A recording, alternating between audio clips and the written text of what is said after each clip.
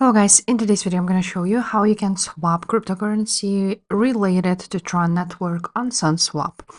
This tutorial is quick and simple, so make sure to subscribe to this channel before we dive into. Now, once you are on SunSwap on sun.io, you want to go ahead and connect your wallet. And once you click on it, you will see that there is Stronglink, Wallet Connect, BitGet, OKX, Token Bucket, or Ledger. So for today, I'm just going to use BitGet. So for today, I'm just going to show you how to do this on your application, on your phone. So again, you want to go ahead to sun.io, and I'm just going to use my BitGet on my app, on my phone. So again, on your phone, you want to go ahead and choose BitGet wallet.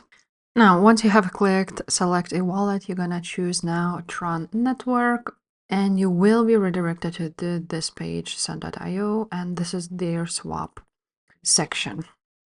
Now, if your wallet hasn't connected, just go ahead and click connect wallet and it connects automatically. And now you can go ahead and do some swaps. If you want to choose these options, here it is. You can go ahead and swap TRX to USDT, for example. And let's, for example, enter the amount. That would be that much. And now here is some transaction fees, as you can see. The transactions fees either in TRX or USD. You need to make sure that you have enough Tron for the fees. So as you can see, there is written that your balance is less than a minimum input. Your transaction to be recorded on chain reserve at least 30 TRX as fees. So for example, if we would go ahead and write down that much, as you can see, the fees are higher now.